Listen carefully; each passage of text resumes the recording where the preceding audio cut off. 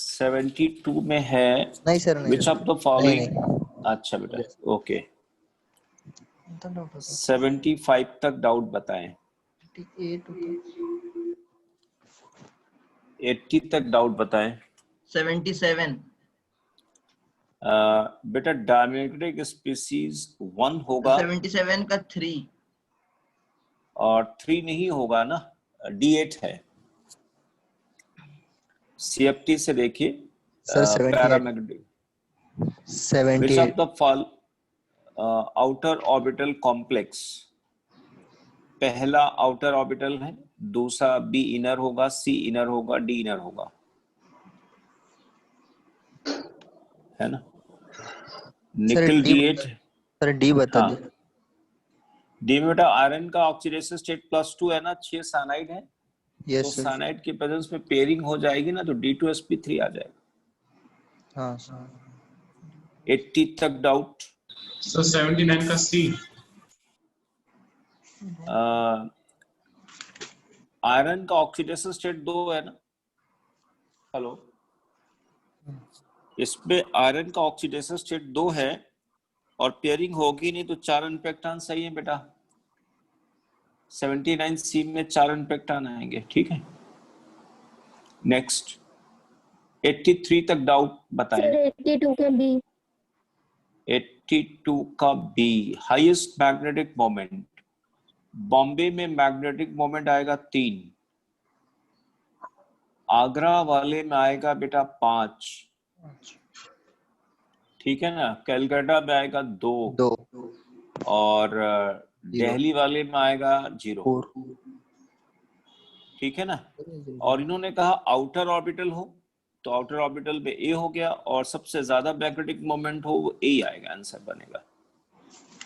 Next 83 तक doubt. Sir A और B option. Question 83 complex term A diamagnetic है, oxalate है, पेयरिंग कर देगा किलेशन के कारण, और बी में पेयरिंग नहीं होगी, सी में पेयरिंग हो जाएगी, पैरामैग्नेटिक होगा, और दिल्ली पैरामैग्नेटिक है, उसमें भी पेयरिंग नहीं होगी। सर बी वाला। बी वाले में क्यों पेयरिंग हो जाएगी बताओ मेरे को। D8 है बॉम्बे में। डी 8 इलेक्ट्रॉन को बेटा स्प्लिटेड डी ऑर्बिटल में भरिए, चाहे SFL ले लीजिए, कोई दिक्कत नहीं है, SFL लेके भरिए, 2 अनपेक्टान आएंगे नहीं आएंगे।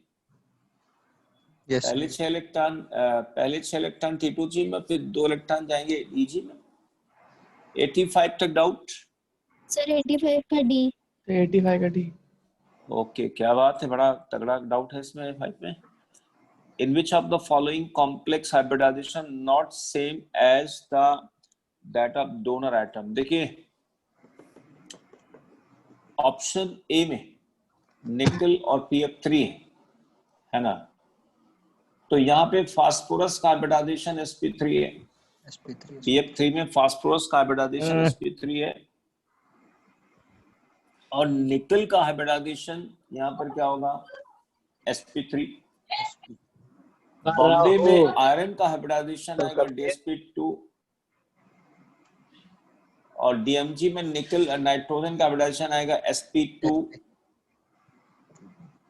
ठीक है ना। Yes sir. जिंक में जिंक का हाइब्रिडाइजेशन आएगा sp3, डोनर एटम नाइट्रोजन का sp3, दिल्ली में निकल का हाइब्रिडाइजेशन sp3, और फास्फोरस जो डोनर साइड sp3। तो बॉम्बे में आंसर बनेगा। डी का DsP2 नहीं आएगा निकल का। किसका? डी ऑप्शन में निकल का, क्योंकि 2+ क्यों बेटा DsP2 आएगा, साइज बड़ा है ना। हमने आपको बताया था कि PMe थ्राइस का साइज बड़ा होने से PMe थ्राइस ट्राइफेनल फास्फीन, इनके साइज बड़ा होने के कारण 90 डिग्री वाली ज्योमेट्री नहीं बनाएंगे ना बेटा। 87 84 which of the following complex has highest value of CFSE value? तो CFSE वैल्यू कहां पर आएगी? ए में है स्क्वायर पेनर, बॉम्बे में है स्क्वायर पेनर, कलकत्ता में स्क्वायर पेनर, दिल्ली आ जाएगा। लिगेंड देखो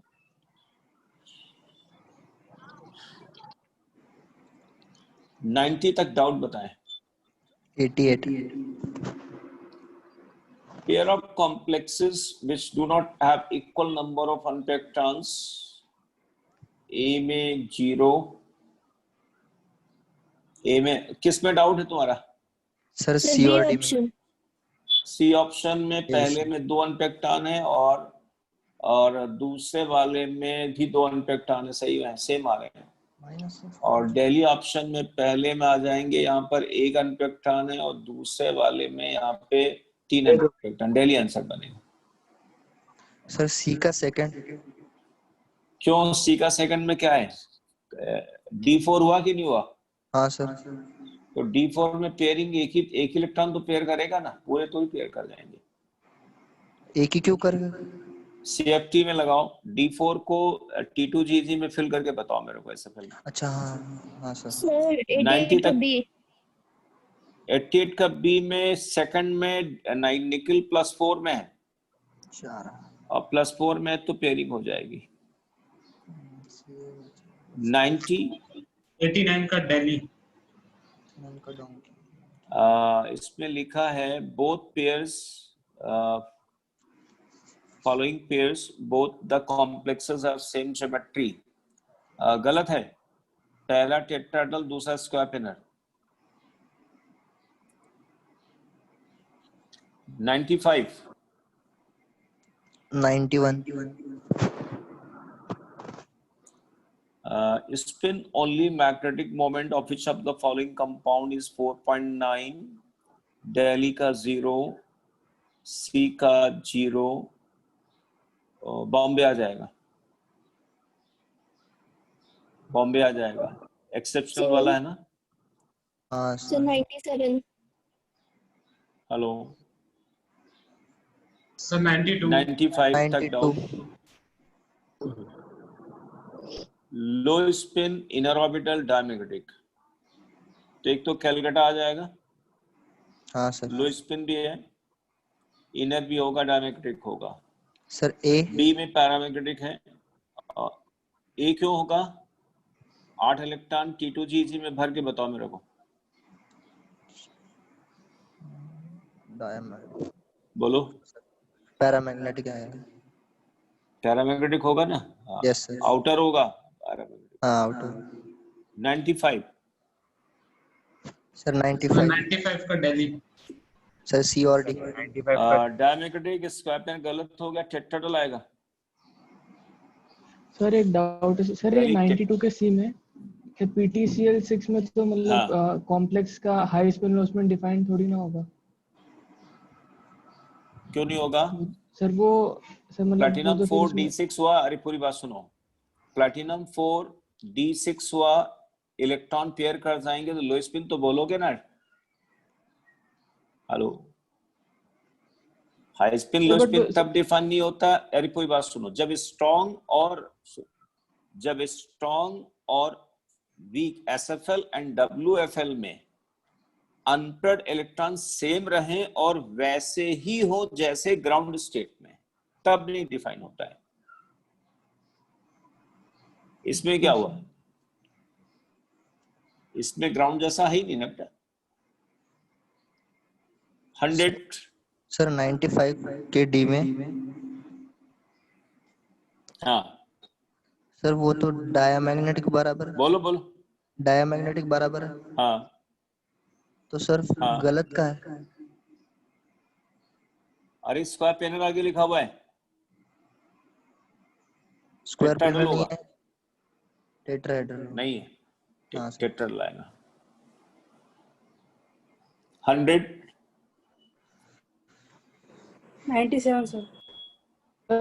सर इसे 93 में IRF6 का भी तो फिर वही होगा सर, इरिडियम F63 माइनस में 93 ऑप्शन में। डिफरेंट कैरेक्टरिस्टिक्स में this okay. Magnetic behaviour same दोनों का आएगा, टाइप ऑफ एडिशन दोनों का सेम आएगा, हाई स्पिन होगा नहीं, ज्योमेट्री ऑफ कॉम्प्लेक्सेस सेम होगा। डिफरेंट कैरेक्टरिस्टिक्स, तो डिफरेंट में मैग्नेटिक बिहेवियर डिफरेंट नहीं है, सेम है। टाइप ऑफ हाइब्रिडाइजेशन दोनों का सेम है, ज्योमेट्री दोनों की सेम है, हाई स्पिन नहीं आएगा। दोनों लो स्पिन आएंगे। लो स्पिन तो बोलोगे ना, बोलोगे? तब बट सर पीछे सर क्या बुक में आंसर में लिखा हुआ IRF6 का कि नॉट डिफाइंड है इसकी मतलब हाई स्पिन लो स्पिन। अरे नहीं नहीं, डिफाइंड उसमें क्यों जाते हो आप? हमको ये बताओ कि जो मैंने बात बोली थी कि जितने अनपेक्टान ग्राउंड स्टेट में हैं अगर उतने ही WFL SFL में रहेंगे, है ना, तो भी हम तो हाई स्पिन लो स्पिन की बात नहीं करेंगे, डिफाइन ही नहीं होगा। लेकिन यहां पर क्या हो रहा है, ग्राउंड स्टेट से अनपेक्टान की संख्या कम हो गई, नहीं हो गई? तो लो स्पिन हुआ कि नहीं हुआ? और मैं शुरू से बोलता आया हूं कि बेटा सेकंड और थर्ड ट्रांजिशन सीरीज के कॉम्प्लेक्सेस लो स्पिन होंगे अगर इलेक्ट्रॉन की पेयरिंग वहां पे बनती है, शुरू से बोल रहा हूं। और आज तक कभी स्टेटमेंट नहीं फेल हुआ क्या? बताओ। नहीं सर। सर एक्चुअली सर पीछे आंसर की एक्चुअली चलो उसको हटाओ, वो सब हटाओ। आप अपनी बात सोचो, आपने सीखा क्या बेटा उसके बारे में सोचो, है ना। उस पे आप मत जाओ, है ना, वो गलत लिखा हुआ है उस पे, डिफाइन नहीं है, डिफाइन होगा, है ना। सर दोनों Okay. लो स्पिन होंगे तो फिर उसमें डिफरेंट कैरेक्टरिस्टिक कैसे हैं? मैग्नेटिक हाई स्पिन यहाँ पर के बारे में दो डिफरेंस आ जाएंगे। इसमें आंसर क्या दिया? 80 दिया होगा। हाँ सर बट 80 दोनों है लो सर। स्पिन है फिर तो क्या है डिफाइन। दोनों हाई स्पिन कहाँ है बेटा? डिफरेंट है ना, दोनों लो स्पिन है। हाँ सर तो फिर हाई स्पिन कॉम्प्लेक्स डिफरेंट कैसे करेक्ट? अरे वो बोल अरे रहे है ही नहीं, डिफरेंट हाई स्पिन है ही नहीं कैरेक्टरिस्टिक तो है। क्या हो डिफरेंट? भाई एक 4 ऑप्शन में तो यही कैरेक्टरिस्टिक डिफरेंट आ रही ना। Yes sir. हाई स्पिन हो ही नहीं सकते हैं, ये तो लो स्पिन है ना बेटा। हमको इन 4 में आंसर के अनुसार सोचना है। अब क्वेश्चन बनाने वाला अच्छा मतलब लैंग्वेज में नहीं खेलता, तो जब उसको जिसने बनाया उसके अनुसार ही तो बेटा हम काम करेंगे ना, है क्यों? हम उसमें कमेंट लिखने की थोड़ी आएगा क्वेश्चन में कि आप क्वेश्चन का आंसर दीजिए, नहीं कमेंट लिख के दीजिए। तो हम तो उस आंसर में बेटा जवाब देंगे कि यहाँ पे डिफरेंस नहीं हो सकता है। 100 तक डाउट, 105 तक डाउट, 105 98 रिपीट करें। 97. 107. Magnetic moment of an octal complex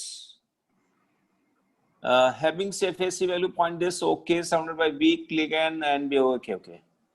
अच्छा बताओ यहाँ पे 0.8 डेल्टा किसका हो सकता है? देखो ये आ गया यहाँ पर, ये यहाँ पर आ गया कितना बोलिए? 2/5 डेल्टा O। तो एक तो हो सकता है D2 और हो सकता है D7। बोलो यही तो आएंगे ना, जिनकी CFSE वैल्यू कितनी हो -0.8 डेल्टा O आएगा। तो अनपेक्टान या तो 2 होंगे या तो 7 हो जाएंगे। देखो 3 में कितने हो गए हैं? -12, अब 0, अब आ गया ना। तो या तो 3 अनपेक्टान है या फिर यहाँ पे 2 अनपेक्टान है। तो 3 अनपेक्टान है तो यानी कितना हो जाएगा? रूट के अनुसार कितना निकालोगे बेटा? रूट 15। 3 और 3 + 5 15, रूट 15 आ जाएगा। और ये क्या आ जाएगा? रूट 2 to 4 and 8 आएगा ना, रूट 8। रूट 8। तो दोनों आएंगे बेटा, आंसर सी आएगा।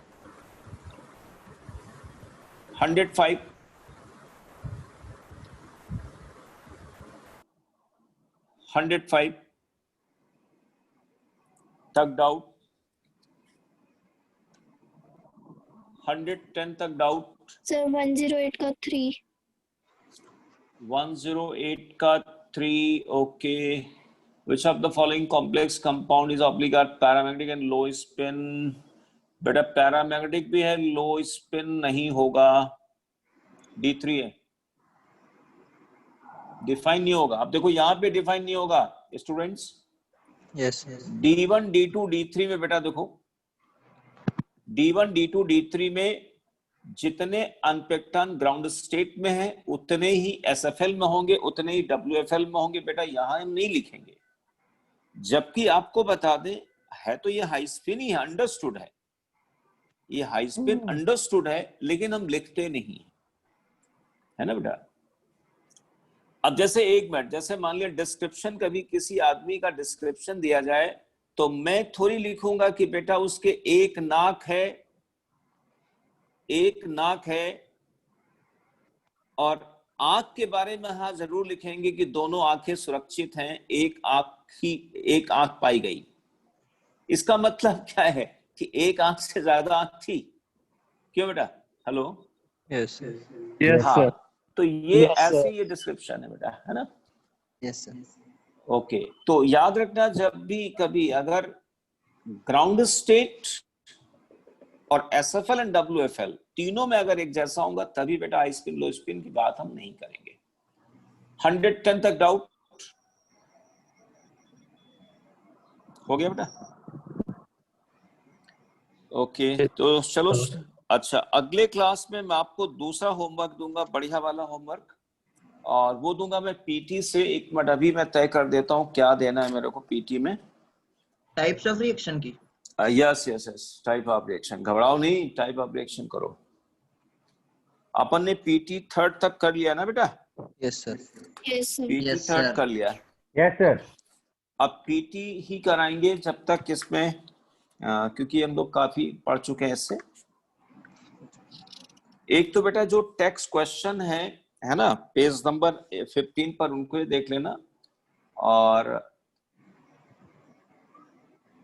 टेक्स्ट क्वेश्चन, हाँ, होमवर्क ये है, टेक्स्ट क्वेश्चन पेज नंबर 15 पे आप लोग देख लें। टेक्स्ट क्वेश्चन पेज नंबर 15, 16 है ना, 15, 16 देख लें। 16 पेज पर दो दिए हुए हैं टेक्स्ट क्वेश्चन, और 17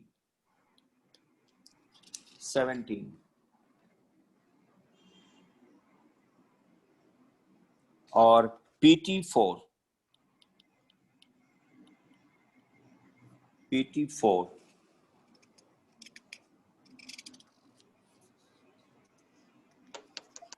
और टेक्स्ट क्वेश्चन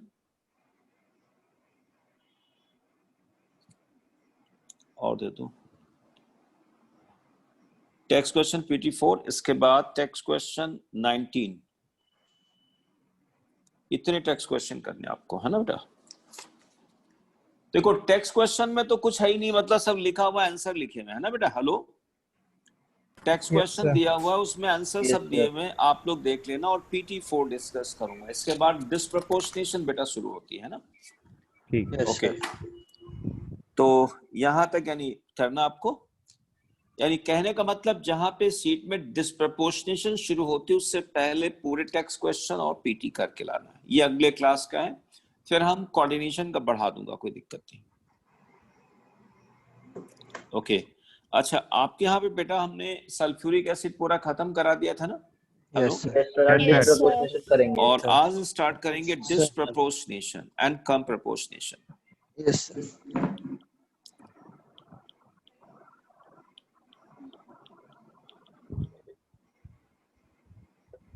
सनेशन।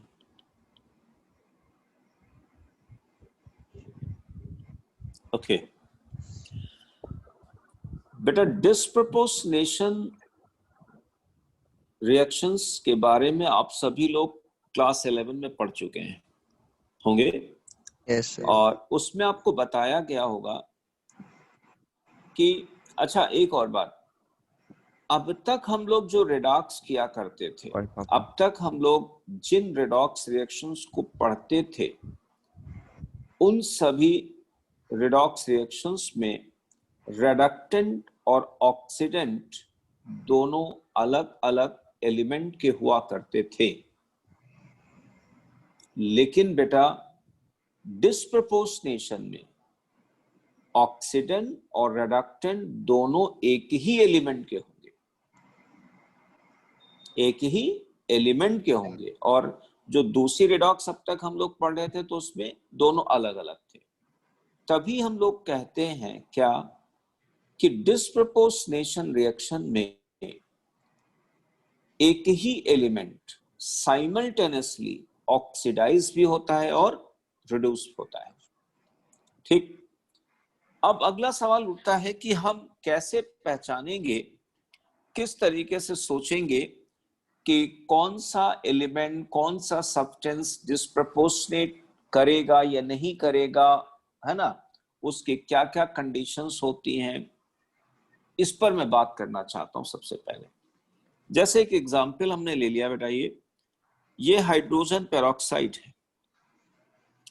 हाइड्रोजन पेरोक्साइड मान लिया डिकम्पोज हो गया H2O में N+½ ऑक्सीजन में। यहां पर हाइड्रोजन पेरोक्साइड में इसकी ऑक्सीडेसिव स्टेट 1 है, इसकी ऑक्सीडेसिव स्टेट 2 है, इसकी 0 है। मतलब ऑक्सीजन यहां पर साइमल्टेनियसली ऑक्सीडाइज भी हुआ है और रिड्यूस भी हुआ है। अब ये सवाल उठता है कि क्या ये रिडॉक्स होगी या नहीं होगी, है ना बेटा। हमारे लिख देने से मात्र नहीं होगी, है ना, ऐसा नहीं कि हमने लिख दिया तो हो ही जाएगी। यस। अब वाकई ये होगी नहीं होगी, इसके लिए जाहिर सी बात है इसका जो E0 वैल्यू है इट शुड बी पॉजिटिव। और इसका E0 क्या है, बेसिकली ये भी एक सेल है। कैसे होगा मैं आपको समझाता हूं।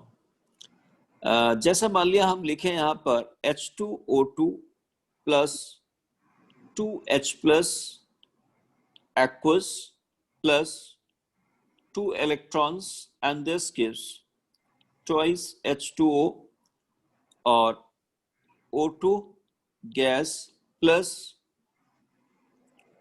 twice H plus AQ plus 2 electrons and this gives H2O2।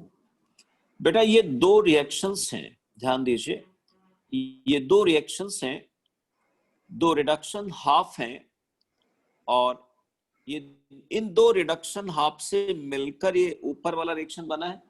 Hello, yes sir. ये तो बना ना बेटा।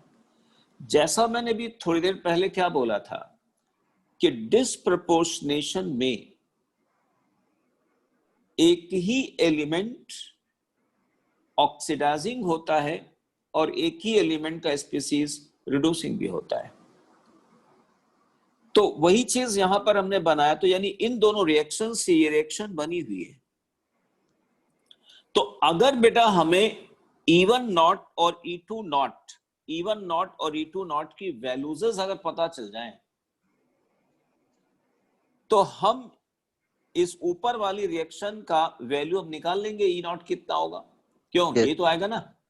Yes sir. अब इन दोनों की वैल्यूज कैसे निकालेंगे, इसके लिए क्या होता है, एक डायग्राम होता है जिसका नाम है Latimer diagram.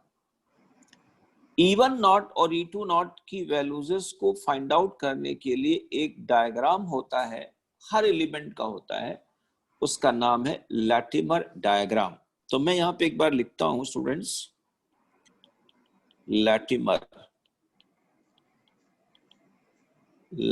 Diagram of oxygen in acidic medium,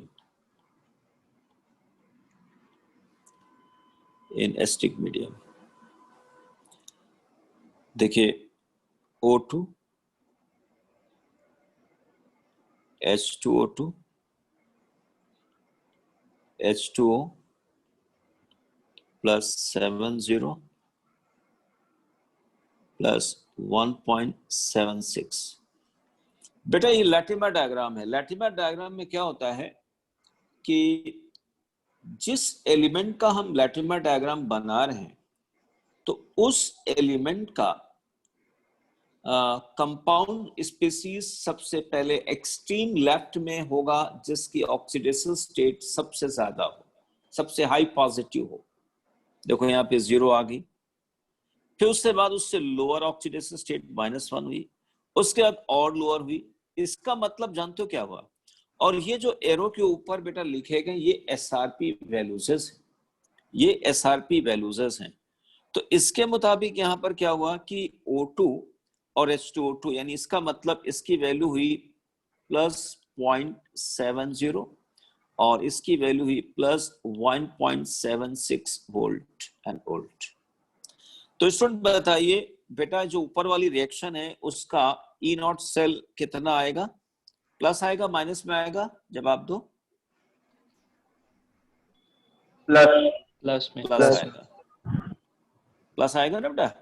Yes. इसका साथ सब्ट्रैक्शन आएगा 1.0। कितना आएगा? 1.07 आएगा, 6 आएगा, 1.06। 1.06 वोल्ट आ गया। इसका मतलब ये हुआ कि ये रिएक्शन फिजिबल है। तो आपने क्या देखा? ये थ्योरेटिकल बेसिस है डिस्प्रपोर्शनेशन का। अब यहां पर एक जो सबसे बड़ी प्रॉब्लम जानते हो क्या आएगी? किसकी? लैटिमर डायग्राम की। भाई लैटिमर डायग्राम सबका आप याद थोड़ी कर सकते हो कि कर सकते हो बेटा? हेलो? नहीं सर। तो हम आज नहीं कर सकते बेटा। तो हम यहाँ पर आज अभी एक लैटिमर डायग्राम और बनाएंगे, एक लैटिमर डायग्राम और बनाएंगे, और उस लैटिमर डायग्राम को बनाने के बाद हम कंक्लूड करेंगे, एक अपना एक जनरल पॉइंट निकालेंगे, और उस जनरल पॉइंट को हम लोग हमेशा यूज करेंगे। लेकिन उस जनरल पॉइंट को बनाएं उससे पहले एक काम और करते हैं बेटा, कम प्रोपोर्शनेशन रिएक्शन बना लेते हैं। क्या होती है कम प्रोपोर्शनेशन?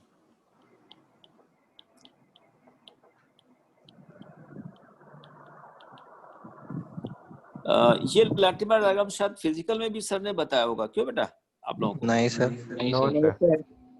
अच्छा, रिएक्शन बताइए। अच्छा, जैसे मान ली यहाँ पर एक H2S ले लूं गैस, और एक SO2 ले लिया गैस। बेटा यहां पर कम प्रोपोर्शनेशन में देखिए, यहां पर एक ही एलिमेंट के दो स्पीसीज हैं, एक ही एलिमेंट के दो स्पीसीज हैं, लेकिन एक में तो रिड्यूसिंग कैरेक्टर है और दूसरे में रिड्यूसिंग भी हो सकता है और ऑक्सीडाइजिंग भी हो सकता है। देखो ऑक्सीडाइजिंग रिड्यूसिंग दोनों है ना? Yes sir. अच्छा एक बात बताओ, इनमें से बेटर रिड्यूसिंग कौन है? H2S बेटर है। तो अगर H2S बेटर रिड्यूसिंग है तो बेटा क्या होगा?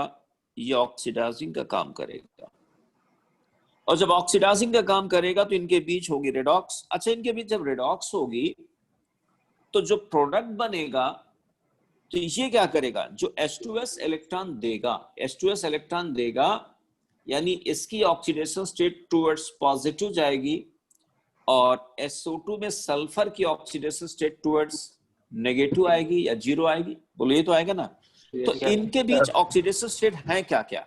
इनके बीच ऑक्सीडेशन स्टेट आएगा, एक तो जीरो आएगा, एक +2 आएगा, इनके बीच दो ही है। तो इन दोनों के बीच कौन सी ऑक्सीडेशन स्टेट को आप ओके करोगे, +2 या जीरो? +2। अगर एक मिनट, अगर मान लिया आपके दिमाग में +2 आता तो हमें लिखना पड़ा SO लिखना पड़ेगा, SO प्लस वाटर। अच्छा आप बताओ, इतने दिन हो गए तुम लोगों को वाइब्रेंट में पढ़ते हुए, DSL से पढ़ते हुए, कभी लोगों ने SO पढ़ा कि नहीं पढ़ा? नहीं पढ़ा। नहीं पढ़ा ना? नहीं पढ़ा ना? No sir. मतलब सल्फर मोनोऑक्साइड ये बहुत अनस्टेबल बनता है, ऐसी बात नहीं हम कहेंगे नहीं बनता है, बनता है, लेकिन बहुत ही अनस्टेबल होता है। इसलिए हम लोग कहाँ पे बनाएंगे प्रोडक्ट? क्या बनाएंगे? जीरो वाला। जीरो का मतलब सल्फर प्लस वाटर। बैलेंस कर लीजिए, इसको 2 लिख लीजिए, उसको 2 लिख दिया, सल्फर 3 हो गए। तो ये बेटा कम प्रोपोर्शनेशन हुआ। यानी कम प्रोपोर्शनेशन में क्या हुआ है बेटा? कम प्रोपोर्शनेशन में क्या हुआ? एक ही एलिमेंट के दो स्पीसीज, एक में ऑक्सीडाइजिंग एक में रिड्यूसिंग कैरेक्टर है, तो ये दोनों रिडॉक्स रिएक्शन करेंगे और प्रोडक्ट एक ही मिलेगा। याद रखना, प्रोडक्ट एक ही, उस एलिमेंट का एक ही प्रोडक्ट मिलेगा, और उसकी ऑक्सीडेशन स्टेट उन दोनों के बीच में कहीं हो सकती है। तो इसीलिए अक्सर कभी कभी कह दिया जाता है कि डिस्प्रपोर्शनेशन एंड कम प्रोपोर्शनेशन दोनों उल्टे होते हैं। क्यों बेटा? Yes sir. एक दूसरे के अपोजिट है। अच्छा, अब हम बात करेंगे आगे इसमें कई केसेस लेंगे बेटा, कई केसेस लेंगे। तो सबसे पहला हम लोग केस लेंगे यहाँ पर disproportionation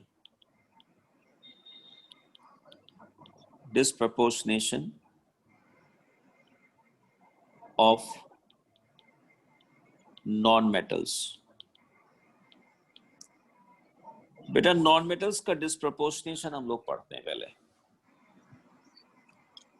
ठीक।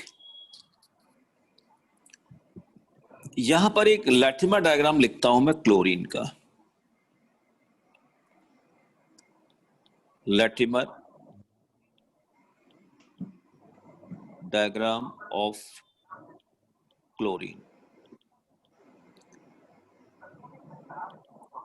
In acidic medium. चलो पहले इन बेसिक बना देता हूं।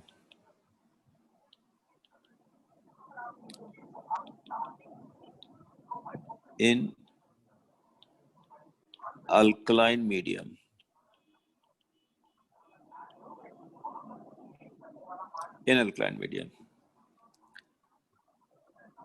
ClO4 minus, ClO3 minus, ClO2 minus, ClO minus, chlorine. क्या हो गया तेरे को है? Okay, plus 0.37 30 68 42। अच्छा एक और बात बेटा, ये जो पहले लैटिमर डायग्राम से इससे कंक्लूजन भी आ रहा, जो भी मैंने आपको नहीं बताया है। क्या है देखिए सुनिए, लैटिमर डायग्राम। आप किसी एलिमेंट का लैटिमर डायग्राम दिया गया है तो एक कोई स्पीसीज, जैसे ये स्पीसीज हो गई है, H2O2 स्पीसीज है, ये H2O2 स्पीसीज अपने बाईं तरफ वाले में और दाईं तरफ वाले में डिस्प्रपोर्शनेट करेगा नहीं करेगा, ये तुरंत पता लगाने का एक बड़ा अच्छा तरीका है कि अगर बेटा ये राइट वाला वैल्यू ज्यादा हो, लेफ्ट वाला कम हो, तो डिस्प्रपोर्शनेट कर जाएगा। को समझ में आ रही बात? Yes sir. Yes sir. Latimer diagram से डायरेक्ट पता लगाने का तरीका ये होता है कि राइट एक कोई स्पीसीज है, a species can undergo disproportionation into its just neighbors if the SRP value of the right hand side is higher than left। ठीक, अब वापस आ जाते हैं हम लोग यहाँ पे। अच्छा बताओ सब लोग बेटा, क्लोरीन में ये मैंने क्लोरीन का लैटिमर डायग्राम बनाया एल्कलाइन मीडियम में, तो हमको ये बताओ बेटा, ये जो क्लोरीन है, ये क्लोरीन अपने जस्ट नेबर्स में डिस्प्रपोर्शनेट करेगा नहीं करेगा? जवाब दो। करेगा, क्योंकि राइट वाले की वैल्यू ज्यादा है देन लेफ्ट। अच्छा अब बताओ, ClO माइनस नहीं करेगा। ClO2 में नहीं करेगा। अच्छा ClO2 minus CO minus and this कर जाएगा, और ClO3 ClO2 नहीं करेगा। इसके अलावा एक और बढ़ा हम सकते हैं कि जैसे हम Cl ले लूं बेटा, Cl ले लूं और Cl से हम मान लिए यहां से यहां बना देता हूं, ये हम इसका यहां से यहां तक भी तो SRP बना सकते नहीं बना सकते हैं? Yes sir. यहां से यहां ठीक बना ले। अब जैसे मान लिया सपोज करें यहां पर कोई +X आ गया, ये +X, तो ये क्लोरीन Cl माइनस और ClO3 माइनस में डिस्प्रपोर्शनेट करेगा नहीं करेगा? क्या कंडीशन बनेगी? 1.36 must be greater than X। हाँ, S plus 1.36 must be greater than X, ये कंडीशन बन जाएगी। ठीक, अच्छा अब मैं एसिडिक मीडियम में बात करता हूं। in acidic medium. In acidic medium, ClO4 minus, ClO3 minus, SClO2, SClO, chlorine, Cl minus, 1.20, 1.18, 1.70, 1.63, 1.36. Okay student बताओ, अब ये क्लोरीन Cl माइनस और SClO में डिस्प्रपोर्शनेट करेगा नहीं करेगा? जवाब दो। नहीं करेगा। नहीं करेगा। नहीं करेगा। और SClO नहीं करेगा। क्लोरीन में नहीं करेगा। SClO2 में नहीं करेगा, लेकिन SClO2 करेगा। SClO और ClO3 माइनस में कर जाएगा, करेगा। है ना बेटा? इस तरीके से हम नोट बना सकते हैं, और ठीक यहाँ पे ऐसे भी बना सकते हैं हम लोग आगे के लिए, जैसा हमने ऊपर बनाया। सर तो इन अब आप रिएक्शंस देखिए, के लिए क्वेश्चन में एसआरपी वैल्यूज दी होगी ना फिर? अरे तभी तसल्ली रखो, भी सब बताता हूँ। अब देखिए, ये दो लैटिमर डायग्राम हमने आपको बना के दिए, क्लोरीन का एक एसिडिक मीडियम में और एक अल्कलाइन मीडियम में। इसी तरीके से हमने क्या किया, जैसे बोरॉन है, carbon, silicon, nitrogen, phosphorus, oxygen, sulphur, fluorine, chlorine, bromine और आयोडीन। तो बेटा ऐसे ही अगर मान लिया अदर नॉन मेटल की बात आप करोगे, मैं इस वक्त आपको पढ़ा रहा हूं क्या, डिस्प्रपोर्शनेशन ऑफ नॉन मेटल्स। तो ऐसे ही लैटिमर डायग्राम मैंने इन सभी, अच्छा बताओ बेटा, फ्लोरीन डिस्प्रपोर्शनेट करेगा नहीं करेगा? जवाब दो। नहीं करेगा। नहीं करेगा। नहीं करेगा ना? अच्छा सपोज करिए यहां पर जैसे मान लिया, ठीक है, फ्लोरीन नहीं करेगा, तो सिंपल सी बात हो गई। ऐसे ही मैंने सभी नॉन मेटल की लैटिमर डायग्राम की स्टडी की, और उस स्टडी करने से एक बहुत अच्छा कंक्लूजन क्या आया कि क्लोरीन, ब्रोमीन, आयोडीन, सल्फर और फास्फोरस, सिर्फ ये पांच, ये पांच नॉन मेटल ही अल्कलाइन मीडियम में डिस्प्रपोर्शनेट करते हैं। इसके अलावा कोई भी स्पीसीज डिस्प्रपोर्शनेट बेटा नहीं करता है, ठीक है ना? अल्कलाइन मीडियम में सिर्फ ये करेंगे, और एसिडिक मीडियम में तो बिल्कुल नहीं करेगा कोई disproportionate. Hello, yes sir. Acidic medium में कोई डिस्प्रपोर्शनेट नहीं करेगा। अच्छा चलो मान लिया बात करें, एसिडिक मीडियम में कोई डिस्प्रपोर्शनेट करेगा क्या? हमको बताओ, ऑक्सीजन क्या डिस्प्रपोर्शनेट कर पाएगा एसिडिक मीडियम में या अल्कलाइन मीडियम में? जवाब दो। ऑक्सीजन की मैं बात कर रहा हूं, नहीं। क्यों? ऑक्सीजन अगर डिस्प्रपोर्शनेट करेगा तो ऑक्सीजन की ऑक्सीडेशन स्टेट माइनस जाएगी और प्लस जाएगी, और जब प्लस जाएगी तो ऑक्सीजन के साथ प्लस तभी आएगा जब वहां पर क्या हो, फ्लोरीन जुड़ा हो। तो फ्लोरीन कहां से लाओगे भाई? मैं तो ऑक्सीजन की बात कर रहा हूं। तो ध्यान रखना है स्टूडेंट्स, एसिडिक मीडियम में कोई भी नॉन मेटल डिस्प्रपोर्शनेट नहीं होगा, अल्कलाइन मीडियम में ही डिस्प्रपोर्शनेट होगा नॉन मेटल, और अल्कलाइन मीडियम में सभी नहीं होंगे, सिर्फ ये पांच होंगे। और एक और बात मैं बोलता हूं, वो ध्यान दें कि जैसे जैसे बेटा नॉन मेटल के ऑक्सीडाइजिंग कैरेक्टर बढ़ता है, जैसे जैसे नॉन मेटल का ऑक्सीडाइजिंग कैरेक्टर बढ़ेगा उसकी डिस्प्रपोर्शनेट करने की टेंडेंसी बढ़ेगी। अब एक जवाब दो हमको ये कि जब मैं फास्फोरस सल्फर क्लोरीन की तरफ मूव करते हैं तो डिस्प्रपोर्शनेट करने की टेंडेंसी क्या होगी, बढ़ेगी या कम होगी? जवाब दीजिए। बढ़ेगी। बड़े सब लोग बोलो। बढ़ेगी। अब बढ़ेगी कैसे, मैं आपको एग्जांपल बताता हूं। जैसे फास्फोरस के लिए, ध्यान देना, सुनना मेरी बात को, फास्फोरस को हम हॉट कंसंट्रेटेड NaOH में डिस्प्रपोर्शनेट कराते हैं। सल्फर के लिए थोड़ा कंसंट्रेशन कम भी कर दो चलेगा। क्लोरीन के लिए डाइल्यूट NaOH ले लो, रूम टेम्परेचर पे कर दो, डिस्प्रपोर्शनेट कर जाएगा। अभी आप देखोगे भी, हम ये रिएक्शंस को बनाएंगे तो बेटा ध्यान दीजिए, एज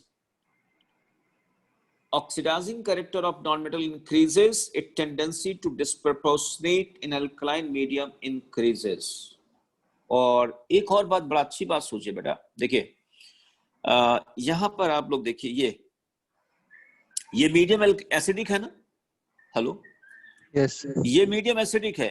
जैसे जैसे हम इस एसिडिक मीडियम से एल्कलाइन की तरफ मूव कर रहे हैं, इधर देखो, एसिडिक से एल्कलाइन, देखो एसिडिक मीडियम में डिस्प्रपोर्शनेट नहीं कर रहा है, एल्कलाइन में कर जा रहा।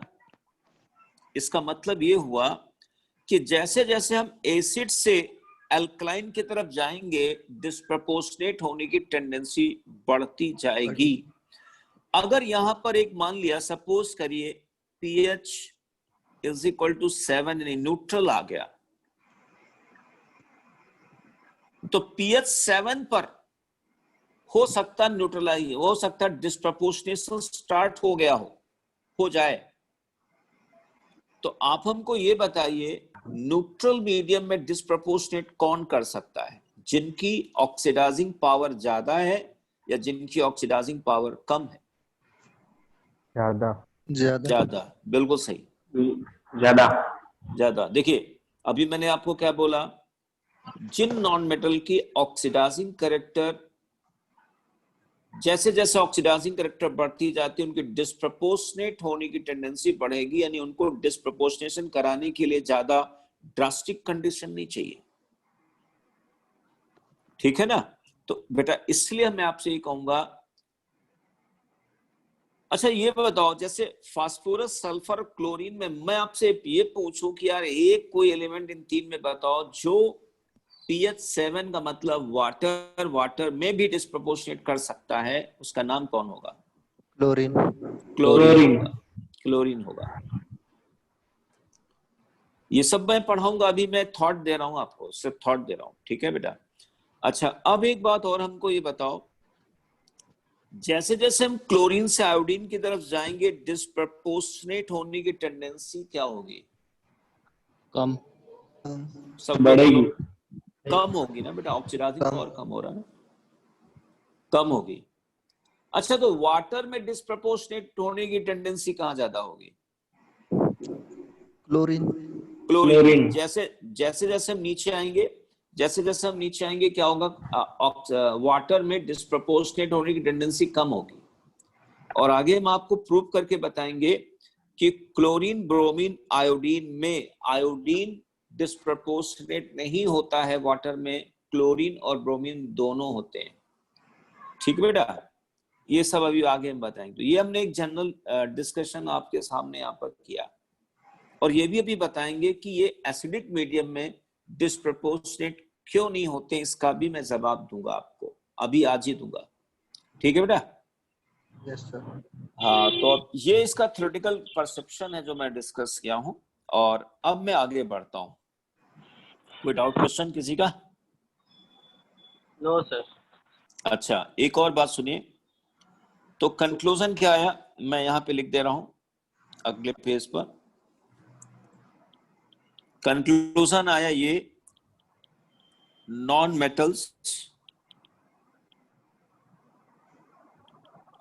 लाइक फास्फोरस यानी white phosphorus, sulphur acid, sulphur हो गया, या सल्फर एसिड को हटा सकते हैं। Chlorine, chlorine, bromine, iodine undergo disproportionation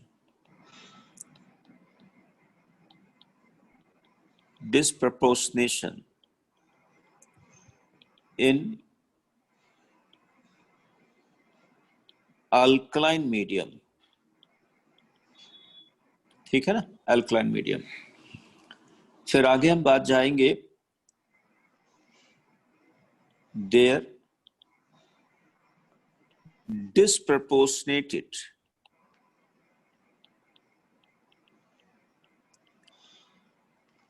products undergo comproportionation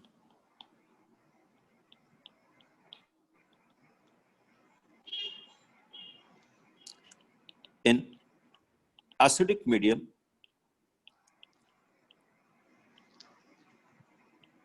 and non-metal is generated।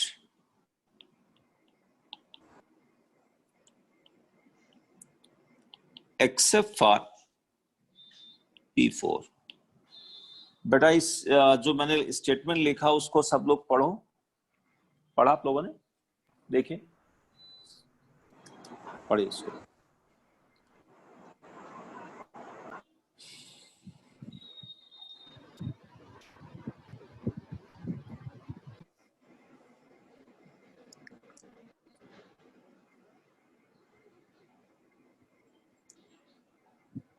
पढ़ लिया?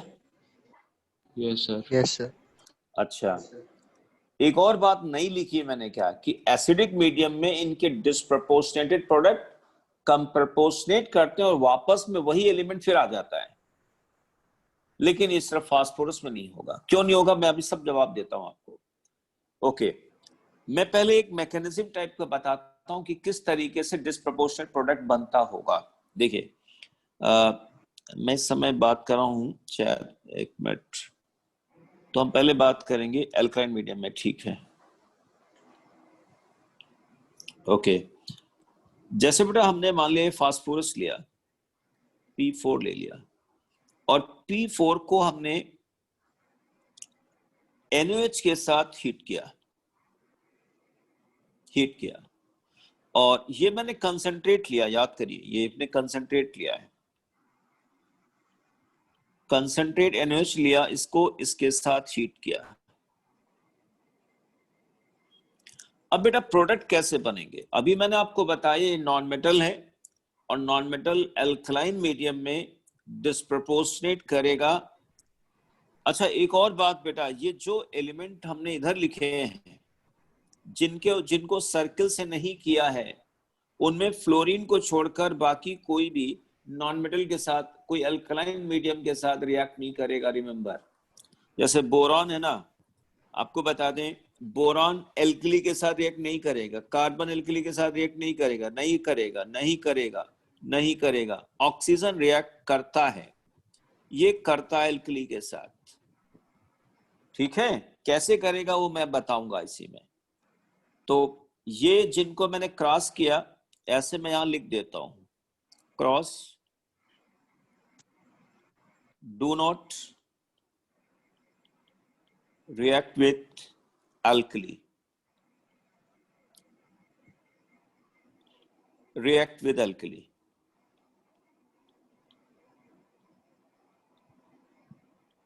और जो ये सर्किल है डिस्प्रपोर्शनेट इन alkali। अब सब सही हो गया ना? ये सब समझ में आ रहा है बच्चों? यस। हाँ, अब देखिए, अच्छा प्रोडक्ट कैसे बनाएंगे? देखिए, प्रोडक्ट बनाने के लिए यहाँ पे फास्फोरस के दो प्रोडक्ट बनेंगे, एक प्रोडक्ट पे माइनस आएगा, एक प्रोडक्ट पे प्लस आएगा। बोलो यही आएगा ना? हेलो? तो अब ये कितना माइनस लें? -1 लूं, -2 लूं, -3 लूं, प्लस कितना लूं, +1 लूं, +3 ले लूं, +4 5 ले लूं, मैं क्या लूं? कुछ समझ में नहीं आ रहा।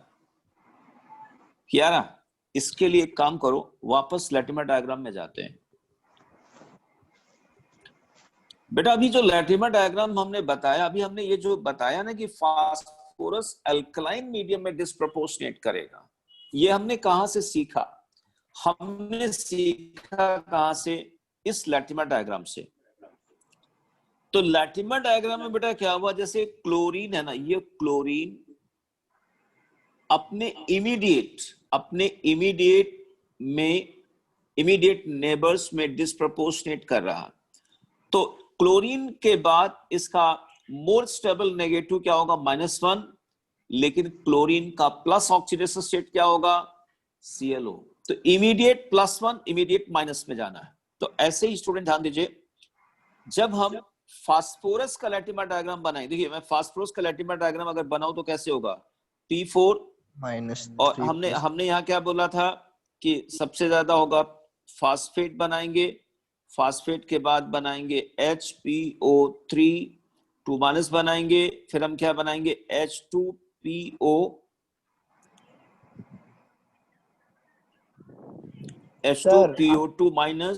फिर हम P4 बनाएंगे और लास्टली PH3 बनाएंगे। बोलो ये तो आएगा ना लैटिमर डायग्राम? यस क्योंकि यहाँ पे 0 है, यहाँ पे -3 है, यहाँ पे +1 हो गया, यहाँ पे +3 हो गया, यहाँ पे +5 हो गया। तो 0 के एक तरफ माइनस सबसे लोएस्ट नेगेटिव, दूसरी तरफ लोएस्ट पॉजिटिव, लोएस्ट नेगेटिव यानी मैक्सिमम नेगेटिव और लोएस्ट पॉजिटिव। तो यहां पर हम क्या करेंगे? ऐसे लिखेंगे यहां पर,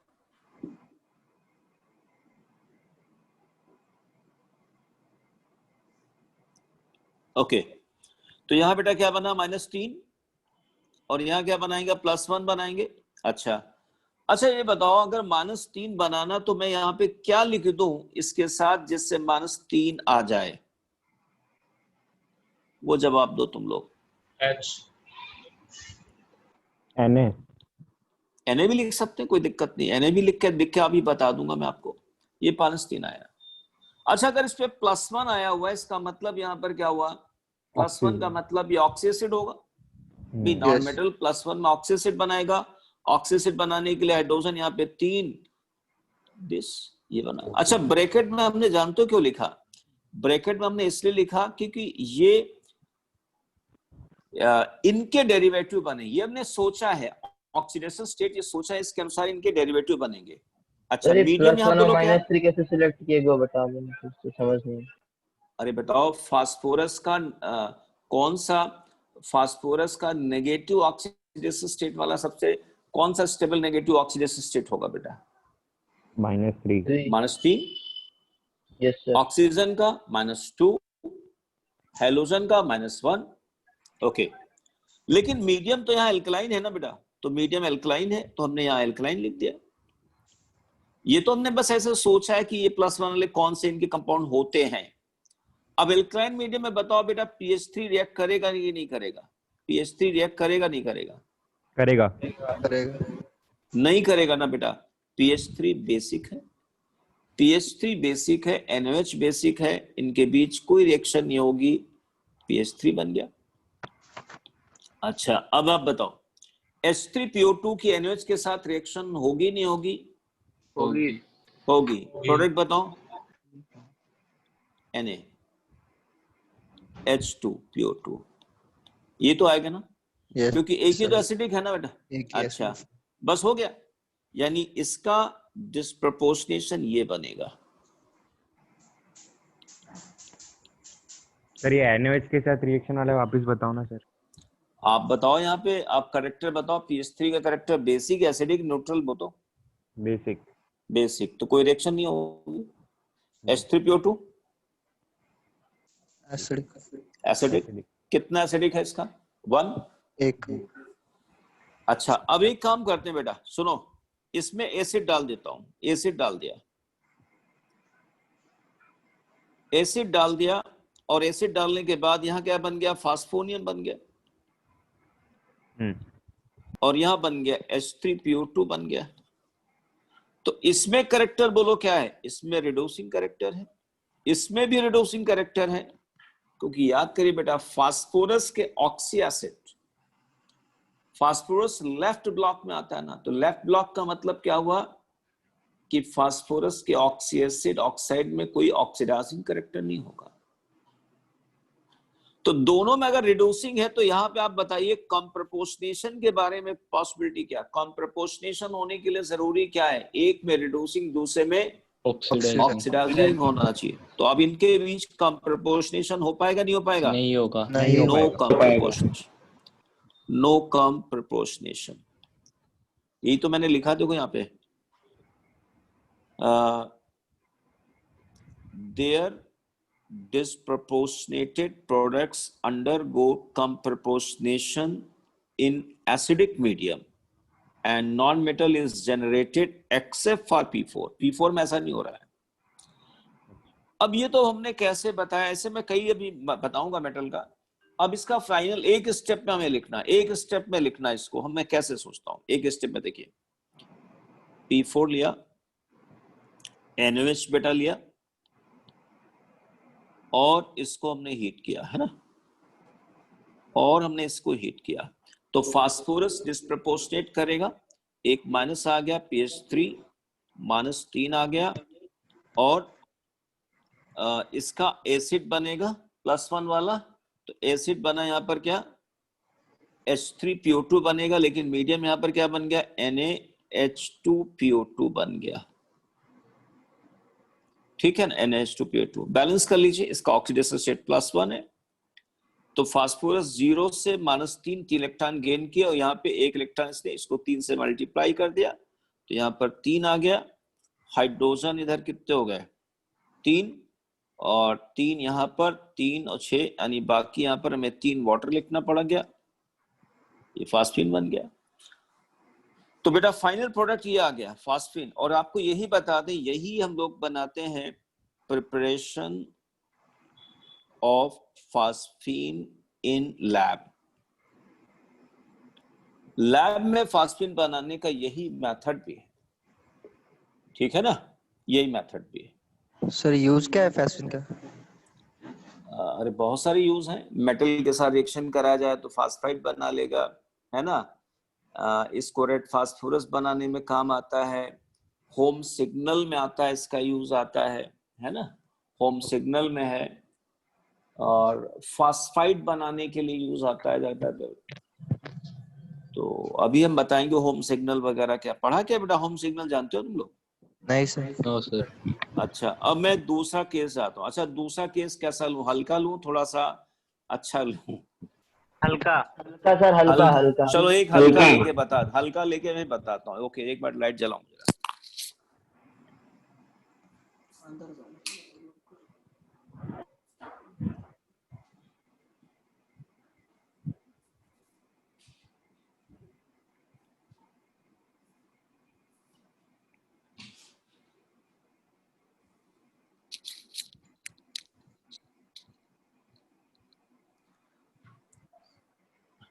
ओके नेक्स्ट बेटा हम, अरे क्या हो गया,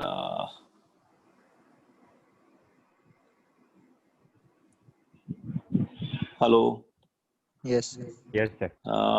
हैं गायब वायब हो गए हैं। चलो ओके मैं तो सोचता चला गया ये। ओके अब बेटा मान लिया क्लोरीन का केस डिस्कस करता हूँ, है ना। जैसे मान लिया हमने क्लोरीन ले लिया, ये क्लोरीन ले लिया गैस, और यहाँ पे इसको NaOH ले लिया, NaOH।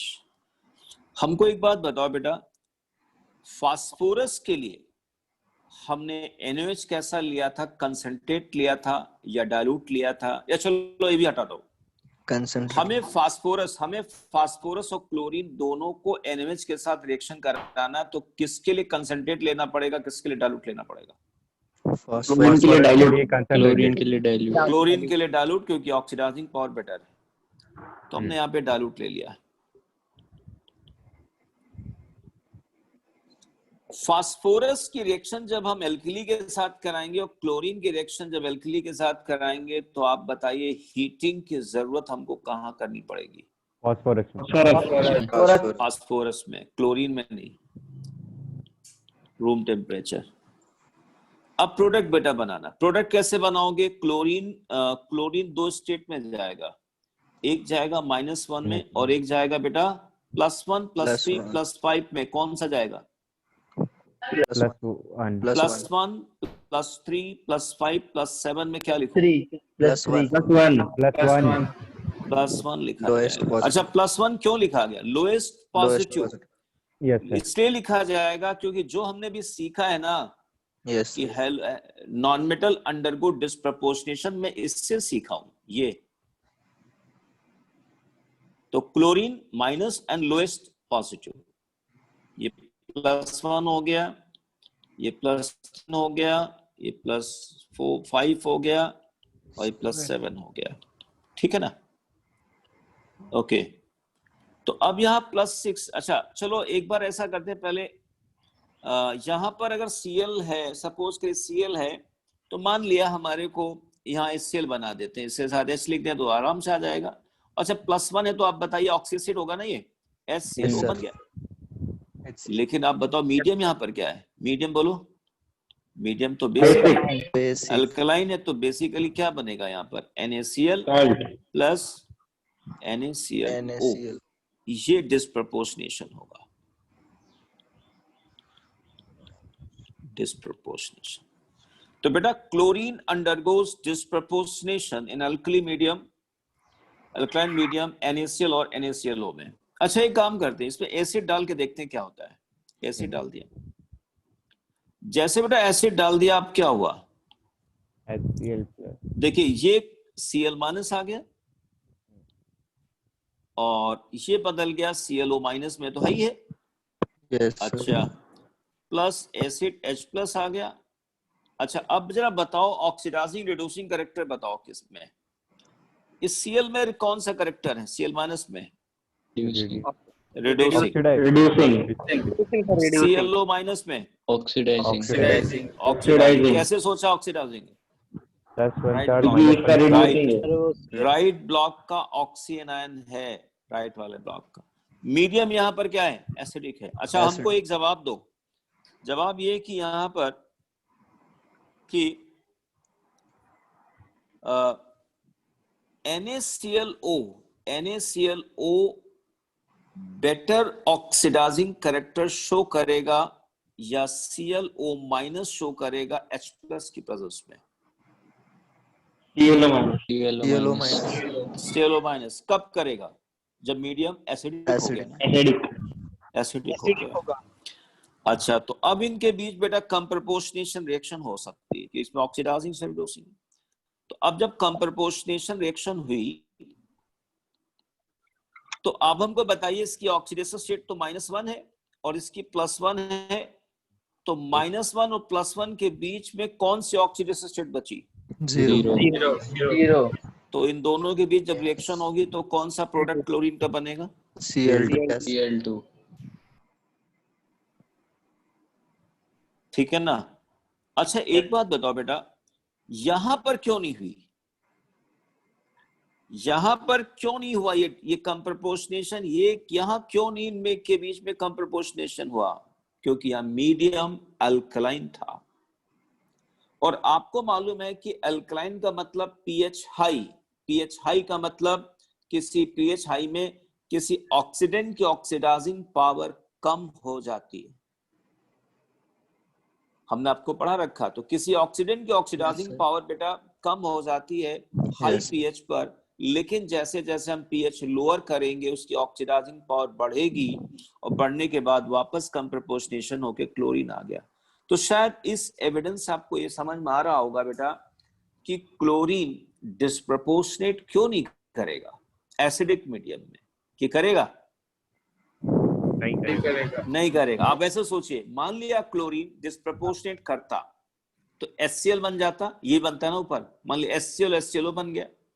तो HCl और HClO दोनों एक साथ सरवाइव कतई नहीं कर सकते हैं क्योंकि एक में रिड्यूसिंग दूसरे में ऑक्सीडाइजिंग है, दोनों कंप्रपोर्शनेट कर लेंगे। इसलिए बेटा अक्सर हम लोग कहते हैं कि जो डिस्प्रपोर्शनेटेड प्रोडक्ट्स हैं वो ज्यादातर क्या होता है, नॉन मेटल के डिस्प्रोपोर्शनेट प्रोडक्ट हमेशा अल्कलाइन मीडियम में ही सुरक्षित रहते हैं, एसिडिक में नहीं रह सकते हैं। अच्छा, अब हम इसी को बेटा थोड़ा जनरलाइज करते हैं, जनरलाइज कर देता हूं मैं इसी को।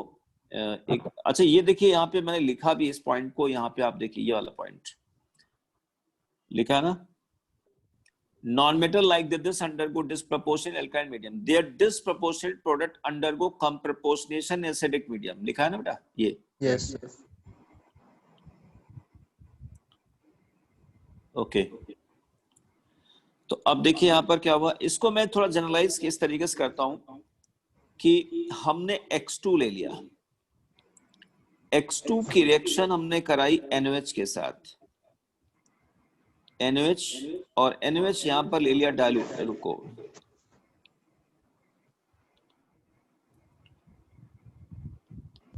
X2 gas state plus NOH dilute room temperature NaX plus NaXO plus water, ठीक, इसकी ऑक्सीडेशन स्टेट -1, इसकी +1। X2 की रिएक्शन अगर हम NaOH कंसंट्रेट ले लेते हैं और अगर हम इसको हीट करते हैं तो NaX आएगा N plus NaXO3 oxidation state 5 plus water, okay. जहां पर बेटा X2 is Cl2 Br2 and I2, को समझ में आया बेटा? ये आपके सामने अभी मैंने लिखा हुआ ये वाला, ये अभी मैंने ऊपर डिस्कस किया, Yes, sir. कि नहीं? लेकिन अब देखिए अगर आपने कंसंट्रेट ले रखा, अगर आपने कंसंट्रेट ले रखा और हीटिंग डाल रखी है तो यहाँ NaXO3 बन जाता है, NaXO3 बन जाता है। उसका रीजन क्या है कि जैसे जो NaX है ना, NaXO, ये फिर डिस्प्रपोर्शन हीट करने पर अभी आगे पढ़ाएंगे हम इसको, आगे पढ़ाएंगे, +1 डिस्प्रपोर्शनेट कर जाएगा NaX प्लस NaXO3,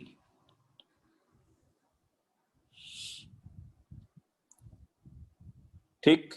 ये हो गया बेटा हेलोजन का मामला। तो हेलोजन करा दिया, फास्फोरस करा दिया, अब रह गया एक सल्फर। सल्फर को करा देते हैं। सल्फर वेरी वेरी इंटरेस्टिंग, आपको बहुत अच्छा लगेगा उसमें। सल्फर, अरे थैंक यू बेटा, अभी कहां से निकलने लगा? 7। Thank you sir sir. 7 नहीं सर, आज 6:45। क्यों 6:45 क्यों? सर 7 दिन सर, अच्छा दिन है सर। सर प्लीज कितना आज कितना डिस्टर्बेंस भी नहीं अच्छा, हुआ सर। आप देखो आज कितना अच्छा डिस्प्रपोर्शनेशन अपन लोग पढ़ रहे हैं कि नहीं पढ़ रहे हैं? तो इसीलिए sir. कितनी छुट्टी दे दोगे हम? इंटरेस्टिंग है काफी। बहुत मतलब इंटरेस्टिंग। ये आपको बता दें, पढ़ाने की तो मैं सीधे सीधे लिख देता बेटा डिस्प्रपोर्शनेट करेगा, ये रिएक्शन होगी दनादन दनादन, ये रिएक्शन अब तक खत्म हो गया, कहता है याद कर लेना इसको बेटा, और कोई तरीका नहीं, फैक्ट बेसिस है। लेकिन ठीक है, यस सर। फैक्ट तो है या साथ भी, लेकिन आपको अगर ये थॉट अच्छे तरीके से बन जाएंगे तो मालूम क्या होगा, आप रिएक्शन की प्रेडिक्टेबिलिटी बढ़िया आएगी आपकी, जैसा मैं बताया। अच्छा चलो बताओ, सल्फर डिस्प्रपोर्शनेट करेगा तो प्रोडक्ट क्या बनेगा? यहाँ पे एक तो सल्फर का यहाँ पे माइनस वाला बनेगा और एक सल्फर का यहाँ पे प्लस वाला बनेगा। अब मेरे को बताओ बेटा, माइनस में कौन सा माइनस होगा और प्लस में कौन सा प्लस आएगा? -2। देखो अगर मैं सल्फर का लैटिमर डायग्राम बनाऊं तो सल्फर का लैटिमर डायग्राम बनाएगा, एक तो यहाँ पर S2 माइनस आ जाएगा और यहाँ SO3 2 माइनस आएगा और यहाँ SO4 2 माइनस आएगा। +2 वाला नहीं बनेगा, कि बनेगा? +4 ये +4 बनेगा, +6 बनेगा, -2 बनेगा, इमीडिएट ये वाले आएंगे। तो यहाँ क्या बनेगा बोलो? -2 और +4। -2 +4। +2 अच्छा, नहीं होता है। -2 और +4, तो -2 में क्या बन गया? हम चलिए मान लेते हैं यहाँ पे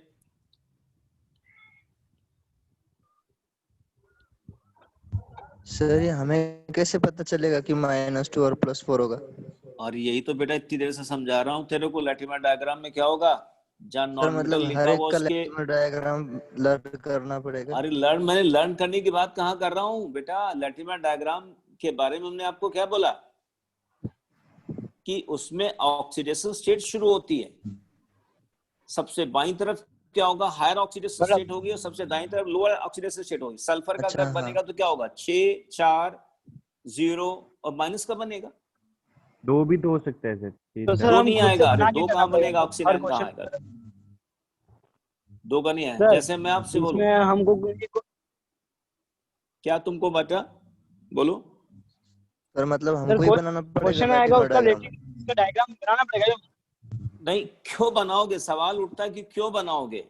हमने आपको अभी बोल दिया कि भाई सल्फर, फास्फोरस और हैलोजन डिस्प्रपोर्शनेट करते हैं, बस खत्म हो गई बात। यही तो करेंगे ना। तो आपको क्या करना है, इमीडिएट वाला बनाना है आपको। इमीडिएट वाला, इमीडिएट में कौन आएगा। हमने ये बात कैसे साबित की कि जो इमीडिएट वाला, यहाँ पर आप देखिए ना, यहाँ पे क्या हो रहा है, ये नॉन मेटल है, नॉन मेटल के इमीडिएट क्या होगा, यहाँ पे माइनस और पहला plus, lowest positive and maximum negative, एक ही आ रहा है यहाँ पे, वही तो आ Yes, रहा है ना यहाँ पे। यस हाँ, सर। तो ऐसे तो सोचना बेटा। यस ओके, तो H2S बनाया, दूसरा बोलो क्या बनाओ यहाँ पे, H2SO3, ये तो 3 बनेगा ना, यस सर। +4। लेकिन मीडियम कैसा है, बेसिक। मीडियम तो एल्कलाइन है, तो ये हम नहीं ले सकते। तो यहाँ पर क्या बनेगा, Na2S बनेगा, Na2S Na2S बनेगा। और क्या बनेगा यहाँ पे, Na2SO3 Na2SO3। अरे SO2 नहीं बनेगा। क्या, SO2 हेलो, कॉमन सेंस लगाओ बेटा। SO2 अगर तुम बना दोगे और मीडियम में NaOH है तो पानी में डिसॉल्व करके बनाएगा, तो वही जो हमने लिखा है। बेटा SO2 तब बनेगी जब एक्वस फेज ना हो, समझ गए ना। अच्छा, एक और बात, एक बात और सोचते हैं बेटा, इसमें रिड्यूसिंग कैरेक्टर है और इसमें ऑक्सीडेशन स्टेट 4 है, तो रिड्यूसिंग भी होगा और ऑक्सीडाइजिंग भी हो सकता है। लेकिन हमको ये बताइए कि Na2SO3 में कौन सा कैरेक्टर होगा, रिड्यूसिंग ऑक्सीडाइजिंग दोनों शो कर सकता है, कौन सा शो करेगा, रिड्यूसिंग। लेकिन सर ऑक्सीडाइजिंग शो करेगा ना। ऑक्सीडाइजिंग। देखिए इस वक्त मीडियम क्या है, सर एल्कलाइन है, इसलिए रिड्यूसिंग करेगा। एल्कलाइन है, तो ऑक्सीडाइजिंग तो नहीं शो करेगा, यस सर, ये रिड्यूसिंग शो करेगा, रिड्यूसिंग शो करेगा। अच्छा, जो सल्फर यहाँ पे ले रखा गया है, वो सल्फर बेसिकली क्या है, नॉन मेटल है ना। Yes sir. तो सल्फर जानते हो क्या करेगा, ये जैसे ऐसा तो है नहीं बेटा तुरंत एकदम से सभी इक्विवेलेंट कंज्यूम हो गए। तो यहाँ क्या होगा कि ये जो सल्फर है ना, वो सल्फर इन दोनों में बहुत अच्छा रिड्यूसिंग कैरेक्टर होता है। आपने शायद यूज किया होगा ऑर्गेनिक केमिस्ट्री में, Na2SO3 को अक्सर बहुत अच्छा रिडक्टेंट हम मानते हैं और यूज किया जाता है।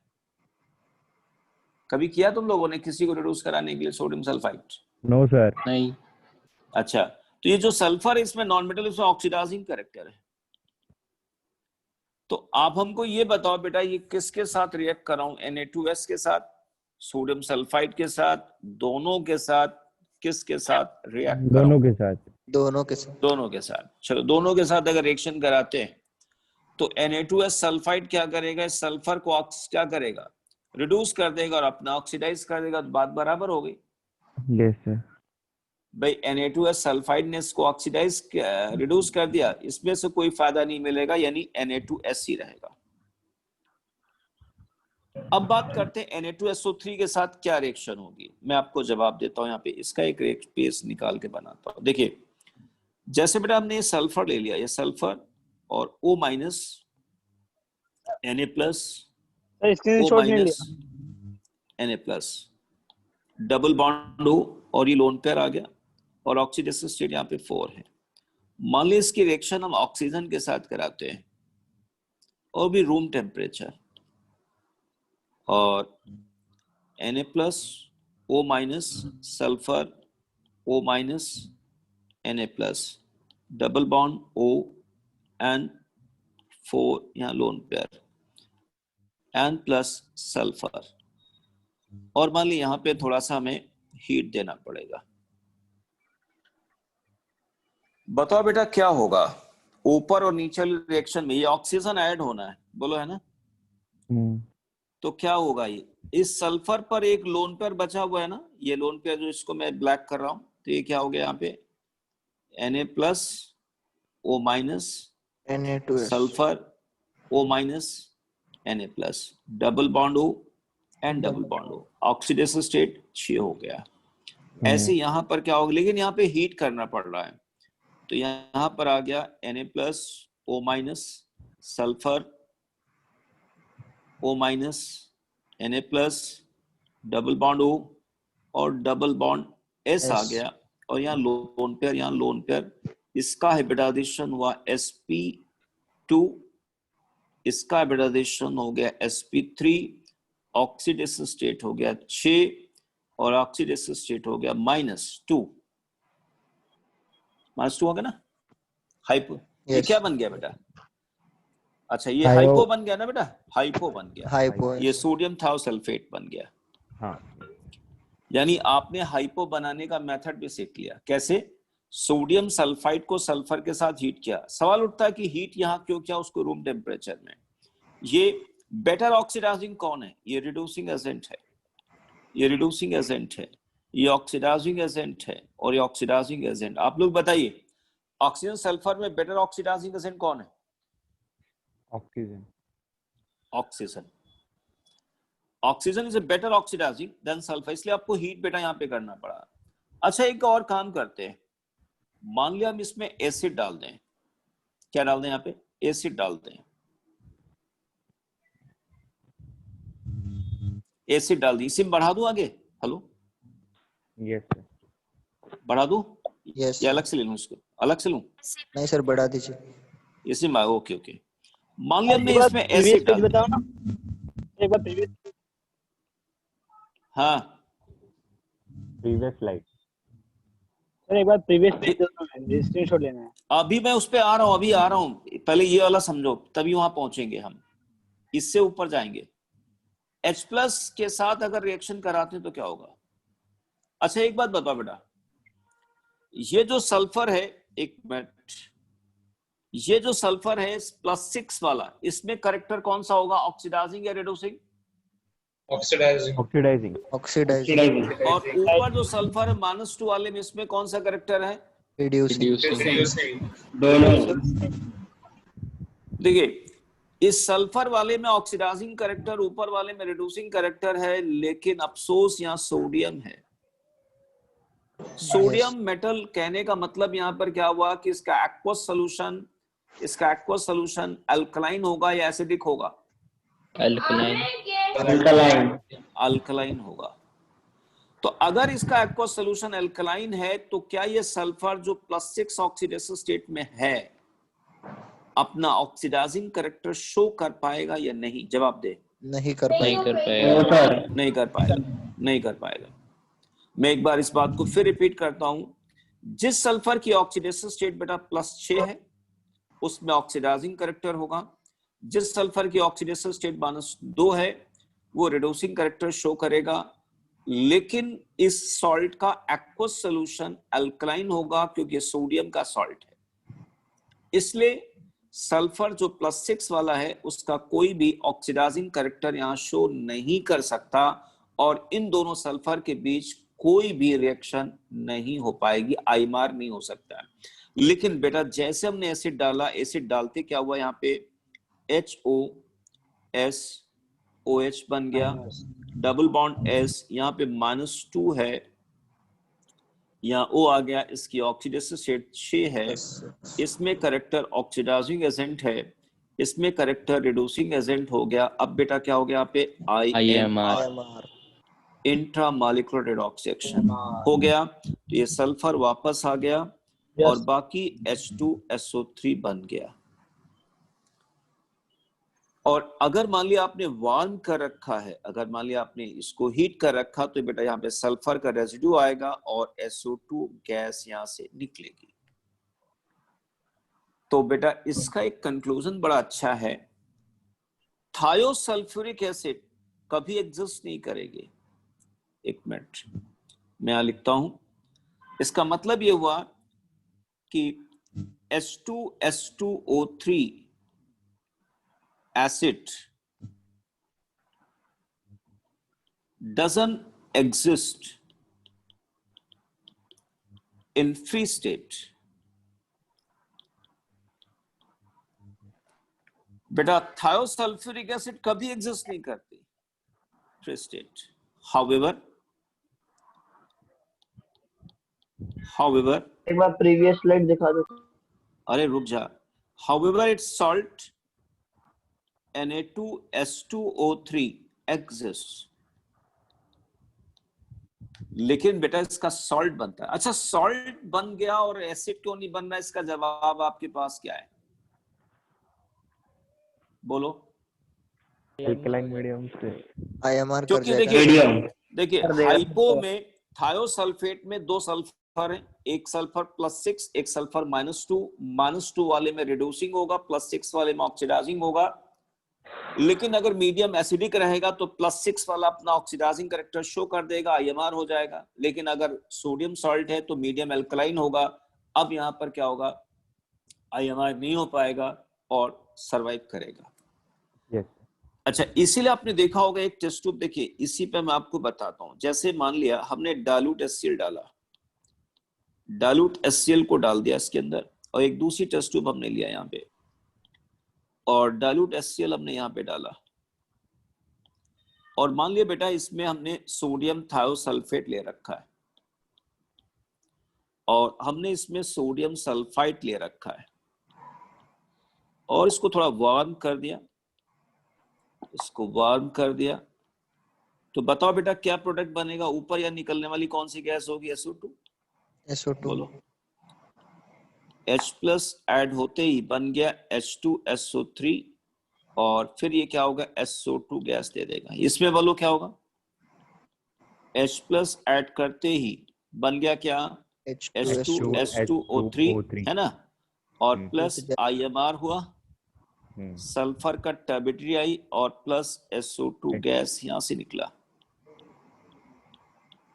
ओके तो बेटा सल्फाइड और थायोसल्फेट दोनों में फर्क बताओ क्या है? जब दोनों में डाइल्यूट HCl डालेंगे, जब दोनों में डाइल्यूट HCl डालते हैं तो दोनों में SO2 गैस आती है, लेकिन एक डिफरेंस है। वो डिफरेंस बताओ क्या है? सल्फर का IMR होती है। हाँ इसमें सल्फर का बेटा रेजिड्यू आएगा, ये डिस्टिंक्शन है। आप देख रहे हैं बेटा एक एक करके हम एसिडिक रेडिकल का डिस्कशन कर रहे हैं। देखो एसिडिक रेडिकल में आपको fluoride, chloride, bromide, iodide, nitrate, oxalate, borate सब बता दिया ना आपको एसिड के साथ, बोलो। Yes sir. और अभी इनको फिर अभी तो मैंने फुटकर में पढ़ाया है, फुटकर में पढ़ाया, बाद में क्या करेंगे एक बार शीट उठाएंगे, इनको एक साथ पढ़ाएंगे। बाद में नगद में पढ़ाना। हाँ नगद में पढ़ाएंगे, मतलब नहीं थोक में पढ़ाएंगे, थोक में। थोक का मतलब एक बार में ही पूरा निपटाएंगे इसको। अच्छा हाँ अभी तो फुटकर 4 आने वाले, 5 आने वाला, मतलब 2 रुपए 5 रुपए वाला काम हो रहा है ना। अच्छा सर अल्कलाइन मीडियम में IMR क्यों नहीं हो रहा सर? बेटा अल्कलाइन मीडियम में आप मेरे को बताओ IMR कब होगा? IMR कब होगा? जब उसी में एक पार्ट रिड्यूसिंग का काम करे, एक पार्ट ऑक्सीडाइजिंग का काम करे, तभी IMR होगा। लेकिन जब ऑक्सीडाइजिंग वाला पार्ट अपनी ऑक्सीडाइजिंग कैरेक्टर शो तो कर सके, लेकिन मीडियम अगर अल्कलाइन होगा तो अपनी ऑक्सीडाइजिंग कैरेक्टर तो ही शो करेगा। आप मेरे को बताओ ये PbO2 है बेटा, जरा बताओ PbO2 एसिडिक मीडियम में इसकी जिंदगी कितनी लंबी होगी? एसिडिक मीडियम में इसकी जिंदगी बताओ। 100 साल। इसकी जिंदगी का समय कितने दिन बिता पाएगा एसिडिक मीडियम में? कुछ भी नहीं, कुछ भी नहीं, डालते खत्म। लेकिन अगर मैं एसिड ना डालूं, इसको ऐसे रखूं, तो इसकी जिंदगी कितनी होगी? जब तक है जान, जब तक रखना चाहो, बस हीट से बचा लेना इसको, है ना, झुलस जाएगा बेटा। तो समझ गए ना बेटा, यहां भी तो वही कंसेप्ट लग रहा है ना, ठीक है बेटा। तो इसलिए मीडियम यहां पर क्या हुआ, बेसिक था। अच्छा, ऐसे ही अगर हम आपको और बताएं, एक रिएक्शन और अभी बताता हूँ, मैं प्रीवियस स्लाइड पर आ रहा हूँ बेटा। Sir thank you sir. अरे रुक सर नहीं जाओ, सर, नहीं नहीं सर। सर अब बस सर खाने अभी पीने का गड़बड़ टाइम हो हो गया रहा है। Sir. Sir please sir. Sir खाने पीने का एक टाइम हो गया। कुछ नहीं, खाने पीने का क्या टाइम है, सर पहले खाने पीने प्रीवियस को स्लाइड दिखा दो। बस अभी आ रहा हूँ, अभी प्रीवियस में आ रहा हूँ अभी, क्योंकि मैं इन्हीं से बैक जाऊंगा। ये अरे रिएक्शन मैं सर। चाहता हूं तुम लोग बनाओ। ये सर, तीन syllabus कब complete सब्सटेंस होगा? है, ये तीन सब्सटेंस, इनको हीट कर रहा हूं। बताओ, इनको मैं हीट कर रहा हूं, आप लोग प्रोडक्ट बताओ क्या होगा। करेक्टर बोलो, इसमें करेक्टर, Na2S में रिड्यूसिंग, reduce, I2 में करेक्टर, नॉन मेटल है, ऑक्सीडाइजिंग, ऑक्सीडाइजिंग, नॉन मेटल है, ऑक्सीडाइजिंग, वो भी 17 ग्रुप वाला। yes, sodium sulphide both, oxidising भी है और रिड्यूसिंग भी है, लेकिन कौन सा करेक्टर शो करेगा? सोडियम आगे लिखा हुआ है। reducing, सोडियम का मतलब क्या हुआ? reducing, मतलब इसका एक्वस सॉल्यूशन बेसिक है, अल्कलाइन है, रिड्यूसिंग, ठीक है ना? रिड्यूसिंग हटा दो उसको। अच्छा, अब आप बताओ इनमें से बेटर रिड्यूसिंग कौन है? Na2S और सोडियम, Na2SO3 और सोडियम सल्फाइड में बेटर रिड्यूसिंग कौन है? Na2S इज बेटर, इसका ऑक्सीडेशन स्टेट -2 है, इसका +4 है। तो आप बताओ पहले रिडॉक्स कौन करेगा? I2 के साथ रिडॉक्स कौन करेगा? Na2S, इनके बीच रिएक्शन हुई, क्या बना? NaI NaI, plus sulphur. इसको मैंने ऐसे ही कॉपी कर लिया, Na2SO3। अब इनके बीच बताओ, इसमें सल्फर में करेक्टर क्या होगा? दोनों कहां से हो जाएंगे यार? सल्फर में oxidizing, नॉन मेटल है, ऑक्सीडाइजिंग, सल्फाइड में। reducing, अब इनके बीच आयो। रिएक्शन होके क्या बनेगा? thio, Na2S2O3, O3, Na2S2O3 बन जाएगा। Na plus O minus sulphur O minus, Na plus double bond O double bond S -2 +6। तो ये फाइनल हम अब देखिए, इसी को मैं फाइनल भाई ब्रेक करके मैंने आपको समझाया, मैं यहाँ पे डायरेक्ट ले देता हूँ। NaI प्लस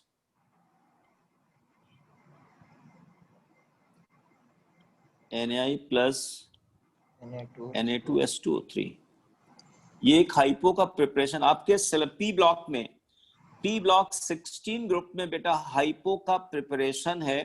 तो एक तो मैंने ये प्रिपरेशन आपको समझा दिया, इसको कहते हैं स्प्रिंग्स मेथड कहा जाता है। स्प्रिंग्स मेथड, एक हाइपो बनाने का मेथड ये हो गया है ना, जो मैंने अभी समझाया। एक हाइपो बनाने का मेथड अभी मैंने इससे पहले यहां बताया, ये देखो, एक हाइपो बनाने का बेटा मेथड हमने ये बताया, सोडियम सल्फाइड को सल्फर के साथ हीट किया गया, यही कंसेप्ट लग रहा है। हाइपो आया और हाइपो एसिड में IMR कर जाता है, देखा? ये Yes, दूसरा था रिएक्शन हाइपो बनाने का। अब मैं वापस अपने इस वाले पार्ट में आ जाता हूं जहां से शुरू हुआ था। अब आप लोग, अब रिएक्शन फटाफट हो जाएगी, बोलो। वापस चलते हैं, सल्फर को NaOH में डाला, H2S ये बना, NaOH के साथ रिएक्शन कर गया, सल्फर यहाँ, बोलो अब बोलो बेटा प्रोडक्ट बताओ, आप लोग बता दोगे। Na2S के साथ रिएक्शन होगी सल्फर की तो बाही मिल जाएगा, कोई फर्क नहीं पड़ता। चलो बताओ, इस सल्फर की रिएक्शन Na2S2O3 Na2S2O3 बन गया। तो ये डिस्प्रोपोर्शनेशन हुआ कि नहीं हुआ? यस हो सर। गया, अब इसके आगे नहीं बढ़ेगा कि बढ़ेगा? नहीं बढ़ेगा। ये नहीं रिएक्शन रुक गई। अच्छा चलो एसिड डालो इसके अंदर, एसिड डालो, बताओ प्रोडक्ट बताओ। पहले बनेगा यहाँ पे H2S, H2S2O3, इससे बताओ क्या बनेगा? H2S2O3 H2S2O3। H2S2O3 की जिंदगी कितनी लंबी है? बिल्कुल भी नहीं। नहीं है। बिल्कुल नहीं, डिस्टर्ब तुरंत टूट जाएगा। बोलो प्रोडक्ट बताओ। IMR हुआ ना? S और SO2 और H2S plus S sulphur plus sulphur SO2 plus SO2 बना बेटा? Yes okay, sir. अच्छा आगे बताओ। अब इन H2S और दोनों S में कुछ होगा, इन दोनों में कुछ होगा या नहीं होगा? होगा नहीं। क्या होगा? एक ही एलिमेंट के करेक्टर -2 और इसमें करेक्टर रिड्यूसिंग है, रेडॉक्स इसमें करेक्टर ऑक्सीडाइजिंग भी है और रिड्यूसिंग भी है। कौन सा करेक्टर होगा? ऑक्सीडाइजिंग ऑक्सीडाइजिंग होगा ना, ऑक्सीडाइजिंग। Yes sir. लेकिन यार एक बात बताओ, अभी तो तुमने ऊपर यहाँ पे तुमने रिड्यूसिंग मान लिया था, यहाँ वहाँ तो मीडियम अल्कलाइन था, यहाँ नहीं है। हाँ सर, मीडियम एसिडिक है ना। एसिडिक यहाँ मीडियम अल्कलाइन था और यहाँ मीडियम एसिडिक है। Acidic आपने देखा मीडियम का कितना फर्क पड़ रहा। अब यस बेटा इन दोनों के बीच रिएक्शन हुई तो फिर क्या बना? कॉम्प्रपोर्शनेशन। क्या प्रोडक्ट बनेगा? Sulphur plus sulphur. सल्फर आ गया ना? H2SO4 देखो कॉम्प्रपोर्शनेशन हुआ, सल्फर आ गया ना बेटा। अभी मैं देखिए सल्फर डिस्प्रपोर्शनेट हुआ इसमें और एसिड डालने पर कॉम्प्रपोर्शनेशन हो गया, सल्फर मिल गया। तो अभी वही चीज तो बेटा अभी हमने थोड़ी देर पहले लिखा था, देखो यहाँ पे।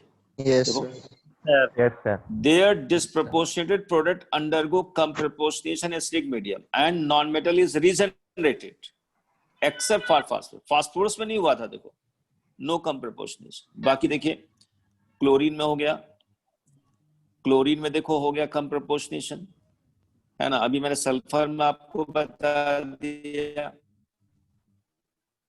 ठीक है सर। अब इसकी एक फाइनल बैलेंस इक्वेशन मैं आपको बता दूं, इसके बाद एंड कर देता हूं।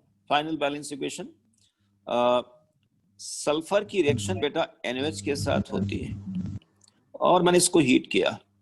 एक तो बनेगा क्या? Na2S, सल्फर का एक लोअर चला जाएगा, लोअर में माइनस, एक सल्फर का जस्ट इमीडिएट हायर चला गया +4 वाला फिर सल्फर के साथ कंबाइन करके हाइपो बना लेगा Na2S2O3। इसकी बैलेंसिंग बहुत अच्छी मजेदार है। सल्फर यहाँ 0 से आया, एक सल्फर +4 में +6 में आया, बोलो आया कि नहीं आया? Yes sir. yes sir sulphur 0 से +6 आया, कितने इलेक्ट्रॉन निकाले बोलो? 6 6 इलेक्ट्रॉन निकाले। 6 इलेक्ट्रॉन में से इसी में एक सल्फर -2 में है, उसने 2 इलेक्ट्रॉन ले लिए। 6 इलेक्ट्रॉन निकले थे, 2 इलेक्ट्रॉन कंज्यूम हो गए, कितने इलेक्ट्रॉन रह गए? 4 कौन लेगा? ये लेगा -2। बैलेंस हो गया। यस सोडियम कितने हो गए? 6 सोडियम हो गए, प्लस वाटर 3 वाटर। एक किसी स्टूडेंट ने लिखा था सर बैलेंसिंग सिखा दिया, मैंने कहा तो बैलेंसिंग आप लोगों को आती है, बाकी तो मैं टेढ़ी से टेढ़ी बैलेंसिंग आपको सिखा दूंगा, ऐसे सीख तो आपने लिया होगा बढ़िया। हाँ सर। तब आप भी सिखा दो एक बार। आप भी अरे सिखा हम दो तो सर। हम तो बता ही रहे हैं बेटा, देखो अभी हमने बताया नहीं बताया। सल्फर कितने हो गए यहाँ पे? 4 सल्फर आ जाएंगे। तो देखिए ये स्टूडेंट्स आज हमने नॉन मेटल के डिस्प्रपोर्शनेशन बता दिए। अगले क्लास में हम जानते हो क्या बताएंगे आपको? इन नॉन मेटल की रिएक्शन वाटर के साथ और फ्लोरीन की रिएक्शन एल्कली के साथ। अभी बताऊं? नहीं sir. Thank you sir. Bye sir. 7 बज गया। Good night. अच्छा, कोई डाउट क्वेश्चन तो कर सकते हैं आप। सर अभी बुक से सर आप होमवर्क नहीं इतना दोगे? पढ़ा देते हो, डाउट ही नहीं बचते। हाँ हैं? सर। थक जाते हो इसलिए डाउट नहीं पूछते हो हैं? कि सर अभी फिर 15 मिनट ले लेंगे। यस सर कोई डाउट क्वेश्चन किसी का? सर एक डाउट था सर। हाँ बोलो बेटा। सर हम लोग एसिडिक मीडियम में ऑक्सीडाइजिंग कैरेक्टर बढ़ता है, तो हाँ। ऐसा बोल सकते हैं बेसिक मीडियम में रिड्यूसिंग कैरेक्टर बढ़ता है, ऐसा बोल सकते कह हैं? सकते हैं, लेकिन प्रॉब्लम ये कि अगर कोई ऑक्सीडेंट है बेटा, है ना, कोई ऑक्सीडेंट है, उसके बारे में हम ऐसे कहना ज्यादा अच्छा होगा, किसी ऑक्सीडेंट की oxidising power basic alkaline medium में कम होती है। कम हो जाती है। एसिडिक मीडियम में बढ़ेगी, लेकिन बढ़ने का मतलब ये नहीं हुआ कि बढ़ती जाएगी, है ना, एक लिमिट है, लिमिट से ज्यादा नहीं हो सकती। पहले भी बोला था आपने। फिर तो रिडक्टेंट की रिड्यूसिंग पावर, हाँ कह The सकते हैं रिडक्टेंट की alkaline रिड्यूसिंग पावर, लेकिन ये भी तो है ना, रिडक्टेंट अल्कलाइन मीडियम में काम अच्छा करेगा, लेकिन वहीं पर ये भी तो है कि एसिडिक मीडियम में भी तो रिडक्टेंट काम कर रहा नहीं कर रहा बेटा। ये मामला किसका है, ऑक्सीडेंट पर ज्यादा डिपेंडेंट हो गया। Yes sir. भाई अगला ऑक्सीडेंट है रिडक्टेंट, तो खैर एसिडिक मीडियम में भी काम कर सकता है, अल्कलाइन मीडियम में भी काम कर सकता है बेटा। लेकिन हाँ ये बात तय है कि अगर कोई रिडक्टेंट है जो ऑक्सीडाइजिंग का भी काम कर सकता है, तो अगर पीएच हायर होगा तो उसमें रिड्यूसिंग का काम करेगा। आप इसको ऐसे कहिए, है ना बेटा, कोई रिडक्टेंट है, कोई स्पीसीज है जो रिडक्टेंट और ऑक्सीडेंट दोनों का काम करता है, तो उसकी रिड्यूसिंग पावर बेटर होंगी बेसिक अल्कलाइन मीडियम में।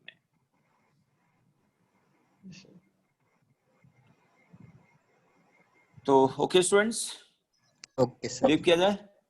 Yes sir. Okay, good night students. Good night Good sir. night, sir. Good night.